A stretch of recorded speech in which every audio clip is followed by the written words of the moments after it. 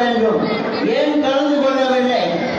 हम प्रतीक्षा करते थे 10,000 से ऊपर लोग यहाँ आ जाएंगे, लेकिन वो नहीं हो पाए।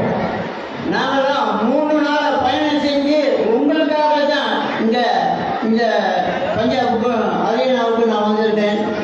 3,000 किलोमीटर के बाद से 3 दिन लगातार सफर करते हुए यहाँ पहुंचे हैं।